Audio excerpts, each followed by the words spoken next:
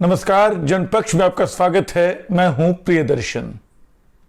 दोस्तों, आज अमृता प्रीतम का जन्मदिन है। आज ही के दिन वो 1919 में पैदा हुई थी और कल से ही मेरे कुछ दोस्त याद दिला रहे हैं कि मैं अमृता प्रीतम पे कुछ करूं। जाहिर है कि वो एक बहुत लोकप्रिय लेखिका रहीं। वो पंजाबी की लेखिका कहने को रहीं, असल में वो पूरे भारत की हिंदी की भी लेखिका हैं। तो उनकी लोकप्रियता जो है, लेकिन मैं उस लोकप्रियता की जो वजहें हैं उनको बहुत समझ नहीं पाता हूँ। ये सच है कि आज सुबह से उनकी कविताएं पढ़ी जा रही हैं, उनके प्रेम को याद किया जा रहा है, इमरोज़ और साहिर के साथ उनके लगाव की बात की जा रही है। लेकिन ये सारी वजहें असल में इन वजहों के दायरे में अमृता प्रीतम की कविता नहीं समाती है। अमृता प्रीतम क्यों बड़ी हैं एक लेखक के तौर पे? यहाँ एक बात और बता दूं, इस बात पे आने से पहले कि अमृता क्यों बड़ी हैं। अमृता प्रीतम को शायद उनकी लोकप्रियता के चलते जो शास्त्रीय आलोचना पद्धति है कुछ संदेह से देखती रही। उनको लगता रहा कि अमृता तो बस एक रोमांटिक पोएट हैं, एक रोमानी शायर हैं। उनके पास जो कविताएं हैं, उनके जो उपन्यास हैं, एक तरह की रोमानियत के मारे हैं। रोमानियत निश्चित तौर पे है, लेकिन रोमानियत कोई छोटा शब्द नहीं है। एक बात तो ये। दूसरी बात, अमृता प्रीतम का कैनवास इन सबसे बड़ा है।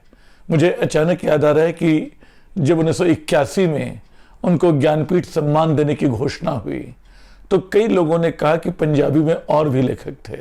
कुछ को करतार सिंह दुग्गल का नाम याद आया, कुछ के दूसरे लोगों के नाम याद आए। बरसों बाद गुरदयाल सिंह को ज्ञानपीठ मिला, लेकिन वो बहुत बाद की बात थी, शायद 2002 के आसपास की, जहां तक मुझे याद आता है। खैर, अमृता प्रीतम पे लौटते हैं। अमृता प्रीतम क्यों इतनी पसंद की जाती हैं आम पाठकों के बीच?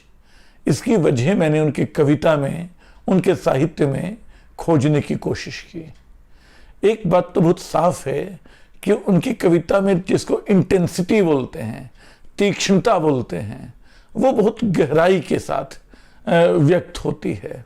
वो बिल्कुल समय को उसकी नोक पे बांध लेती हैं। वो एक पल के आईने में जैसे 500 साल को देख लेती हैं।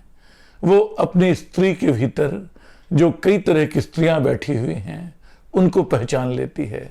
जैसे उनकी कई आंखें हैं जो बाहर देखने से पहले उनके भीतर उतरती है, उनकी आत्मा के अंधेरे कोनों में झांकती है और उनको लगातार लोगों को यह एहसास कराती रहती है कि देखो जिंदगी की तहें कितनी होती हैं, एक औरत के भीतर कितनी औरतें होती हैं, एक जिस्म के भीतर जो रूह होती है उसका पता कितना मुश्किल होता है।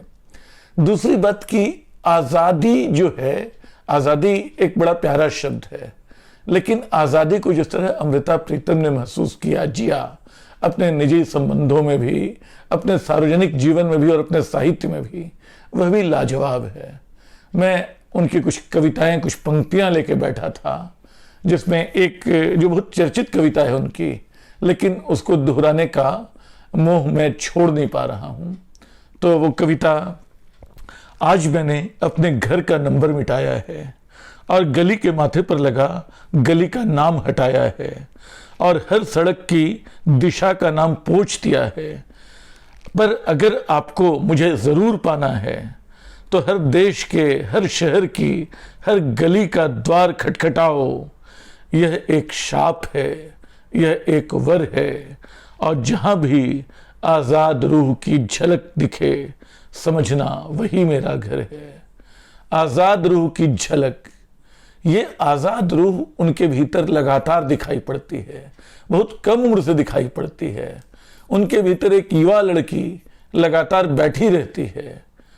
उनकी जो आत्मकथा है रसीदी टिकट, उसमें उनका एक वाक्य है जो मुझे बहुत पसंद आता है।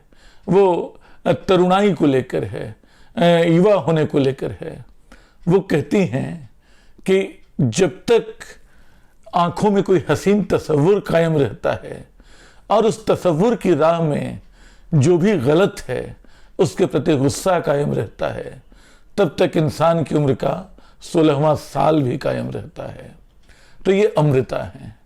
दूसरी बात, मैं जिस तीक्ष्णता की बात कर रहा था, उनमें एक तरह की गहराई है, एक तरह की उदात्तता है। कविता देखिए रूपकों और प्रतीकों से भी बनती है, बल्कि वही से बनती है।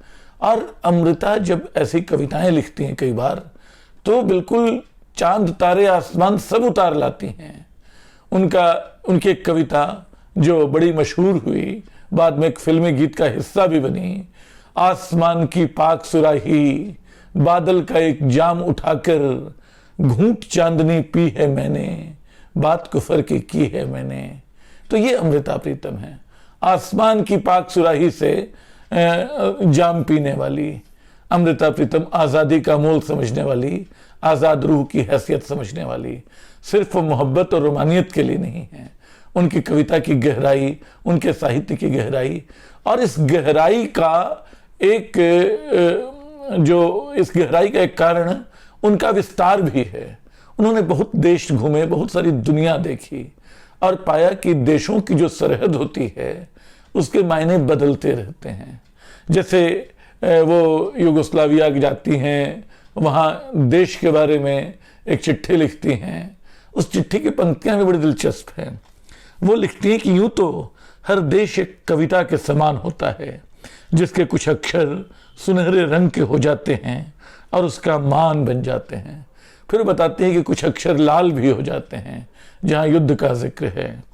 और अंत में लिखती हैं कि हर देश एक अधूरी कविता के समान होता है। तो ये जो चीज़ है अमृता प्रीतम के भीतर, ये समझ कि जिंदगी, दुनिया ये किसी जंजीरों में बांधे जाने के लिए नहीं है, किन्हीं नकली बेड़ियों के लिए नहीं है। वो एक आज़ाद रूह की तरह लिखती हैं और बड़ी शिद्दत से। ऐसा नहीं कि इस आज़ादी की कीमत उन्होंने नहीं चुकाई है, वो उनके भीतर जो दर्द है, जो उनकी कविता में बिल्कुल रिश्ता रहता है, फूटता रहता है, उसको ध्यान से पढ़िए। जब उन्होंने विभाजन देखा था, विभाजन की त्रासदी झेली थी, और उन्होंने पाकिस्तान में जाकर वारिस शाह को आवाज़ दी थी। उनकी जो कविता है, आज वारिस शाह से कहती हूँ, अपनी कब्र में से बोलो और इश्क की किताब का कोई एक नया पृष्ठ खोलो। तो अमृता प्रीतम जो हैं, स्मृति से बनी हैं, दर्द से बनी हैं, आज़ादी के ख्याल से बनी हैं, और उन बहुत सारी चीज़ों से बनी हैं जिनसे बेड़ियां तोड़ी जाती हैं। निश्चय ही इसमें एक रोमानियत है, लेकिन हकीकत भी, उसका यथार्थवाद भी उतना ही तीखा है। उनके उपन्यासों में विभाजन की पीड़ा है, पिंजर जिस पर फिल्म बन चुकी, उनके किरदारों को जो सपने आते हैं या उनको खुद जो सपने आते हैं, बात करते हुए मुझे ख्याल आया, एक जगह वो लिखती हैं कि आज जिंदगी में मैंने 3 बार अपने भीतर की असली औरत को पहचाना है। एक बार वो एक सपने का हवाला देती हैं जिसमें एक गोल मटोल प्यारा सा बच्चा उनकी गोद में आता है। वो कहती हैं कि वो उस बच्चे को पहचानती हैं। एक बार वो बताती हैं कि साहिर जब बीमार था तब वो आया था, तब उन्होंने अपने भीतर की उस औरत को, जो बिल्कुल औरत थी, असली औरत थी, उसको पहचाना। और तीसरा जिक्र वो इमरोज का करती हैं कि जब इमरोज अपनी कूंची उठाकर रंग भरने जा रहे थे कहीं, तब उनके भीतर की एक तीसरी औरत जाग उठी। एक कवित्री अपने भीतर कितनी औरतों को पहचानती है, उन लम्हों की निशानदेही करती है जब उसके भीतर एक सोई हुई रूह जाग पड़ी। ये छोटी बात नहीं है, असल में ये चीज़ है जो अमृता प्रीतम को बनाती है। और अमृता प्रीतम प्रतीकों का महत्व समझती हैं। अमृता प्रीतम जानती हैं कि जो उनके यहाँ के नायक हैं, याद करती हैं कि किसी ने उनसे बाहर पूछा कि सिकंदर के गीत उनके यहाँ गाए जाते थे, कहा कि आपके यहाँ भी सिकंदर के गीत होते होंगे। तो अमृता प्रीतम बताते हैं कि सिकंदर तो हमारे यहाँ हमलावर था, उसके गीत क्यों होंगे। तो ऐसी कई चीज़ें जो तमाम तरह के बाड़ों में समाने से इनकार करती हैं, जो एक कवित्री के भीतर के युवापन को बनाए रखती हैं, और शायद यही अपील है जो अमृता प्रीतम को अमृता प्रीतम बनाती है। एक आखिरी बात मैं इसमें और जोड़ना चाहूँगा कि इत्तेफाक से जिस साल अमृता प्रीतम पैदा हुई, वो बल्कि वो पूरा दौर उनके आगे पीछे के 10 साल कई बड़ी लेखिकाओं के पैदा होने का दौर था। भारतीय भाषाओं की लेखिकाओं के लिए शायद वो एक सुनहरा समय था। एक ऐसी ही विद्रोहिणी लेखिका इस्मत चुगतई 1915 में पैदा हुई थी। 1919 में अमृता प्रीतम होती हैं। 1925 में कृष्णा सोबती होती हैं। 1926 में कुर्तुलिन हैदर, 27 में महाश्वेता देवी। ये सब लगता है कि एक ही साथ आने वाली लेखिकाएं हैं जिनको अलग अलग ढंग से अपनी मशालें जलानी हैं। और अमृता प्रीतम ने काम कविता में भी किया, गद्य में भी किया।